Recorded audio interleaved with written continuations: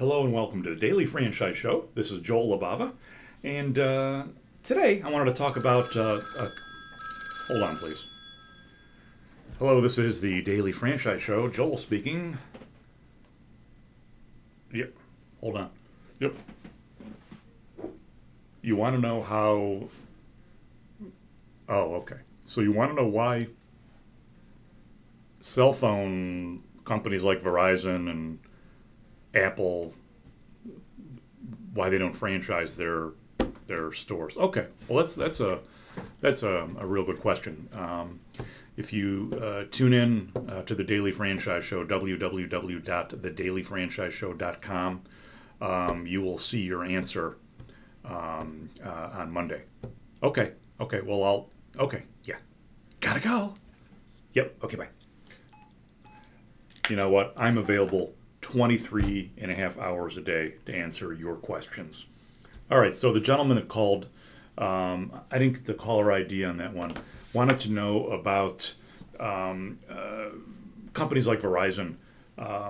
They're at the point where they own a lot of bandwidth.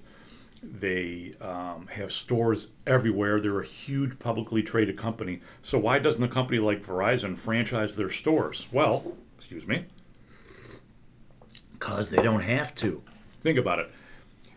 They own the air that they broadcast in for their cell phones and their music and their texting. They slap their Verizon label, much like this, Verizon label, on their phones, even though this is really a Samsung phone. So I would imagine they're getting a little bit of money for doing that. So they sell phones, they sell texting, airtime. I mean, it's not a monopoly, but they have a huge chunk of the pie. So ask yourself, why would they want to franchise their company stores? You know, franchising brings a lot of regulations, a lot of rules. The lawyers make a lot of money. Nothing wrong with making money, but the lawyers make a lot of money.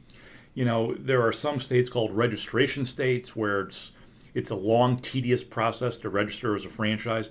I mean, quite frankly, they have no reason to do it. Now, there are franchises, not many, but there are franchises where you can buy their opportunity, and they show you how to set up a store, and you purchase through them, but they're the middleman or the middlewoman. You got to keep up with the technology, as a franchise owner of one of those stores. Your inventory is constantly being upgraded. Now, I don't know how much a franchisee absorbs the cost, but I mean, there's new phones coming out every few months now. So I think it might be a little hard to get up to, to stay up with. Having said that, I'm sure that there are very successful franchise owners out there who do own stores that sell and service cell phones. So it's out there. But for the manufacturers themselves, franchising at this point doesn't make sense. Think about Apple. There are some Apple stores now, and in addition to selling iPods and all the stuff that has to do with Apple computers, etc., there's the iPhone. I didn't get one. I just don't think it's worth the price for me right now. But think about it.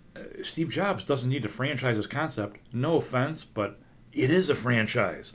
I mean, the Apple name, the Apple logo is a franchise unto its own.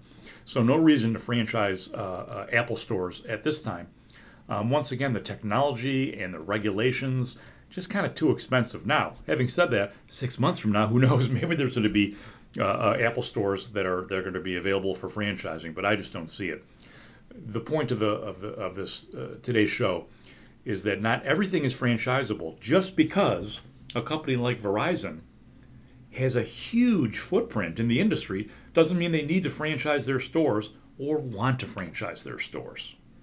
That's been the Daily Franchise Show with Joel Libava. Tune in tomorrow and we'll talk more. Thank you and good franchising.